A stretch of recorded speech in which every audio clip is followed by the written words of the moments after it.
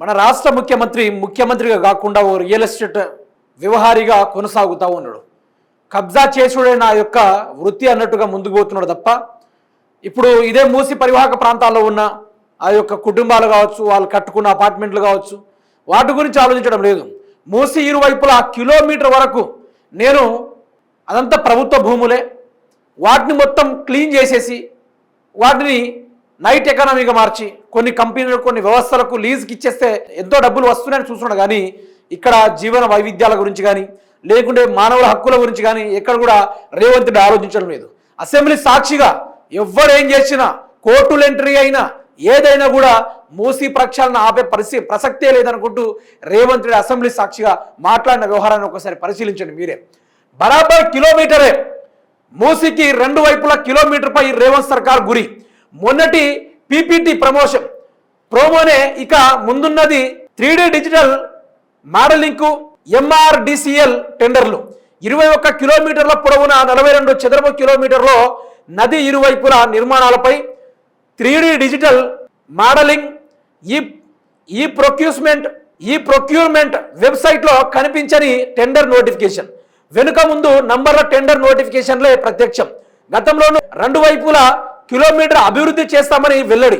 ఏడాది నుంచి వరుస కథనాలతో చెప్తున్న నమస్తే తెలంగాణ ప్రభుత్వ ప్రకటనలో కేవలం 50 మీటర్ల బఫర్ జోన్లే ప్రస్తావన. ఇక మీరు చూడొచ్చు. ఇక ఇది వ్యవస్థ. మూసి ప్రక్షాళన అంటే ఏంటంటే మీకు క్లారిటీగా అర్థమయ్యేటట్టు చెప్తా. ఈ మూసి ప్రక్షాళన ఏదైతే ఉందో, ఇప్పుడు ఇది మూసీ నది అనుకోండి. ఈ మూసీ నది చుట్టుపక్కల ఎంత ఖాళీ ఏరియాస్ ఉంది. కొన్ని ఏరియాల్లో ఈ విధంగా అపార్ట్మెంట్స్ కట్టుకుంటారు, ఇలా బిల్డింగ్లు కట్టుకున్నారు.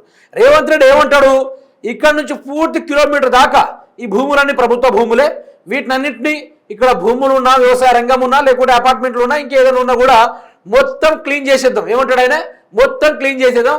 క్లీన్ చేసేసి ఈ భూముల్ని కొంత టెండర్లకు పిలిచి ఈ భూములు అమ్మేద్దాం.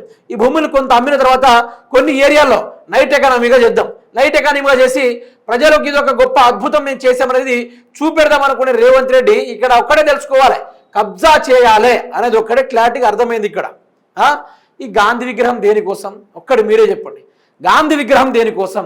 ఇప్పుడు గాంధీతో ఏమైనా ఉపయోగం ఉందా గాంధీ విగ్రహం పెట్టడం వల్ల? ఒక్కటి చెప్పండి. గతాలు చరిత్రలు మొత్తం ముగిసిన తర్వాత ఈ గాంధీ విగ్రహంతో లాభమే వస్తుంది. దీనికి 5,000 కోట్ల రూపాయలు అనవసరంగా వెచ్చించడం ఏంది? ఇప్పుడు మీరే చూడండి, ఈ ఏరియాలో మొత్తం సాఫ్ చేయాల్సిన అవసరం వచ్చింది. ఇక్కడ పటిష్టమైన సైడ్ వాల్స్ నిర్మిస్తే అయిపోతుంది కదా.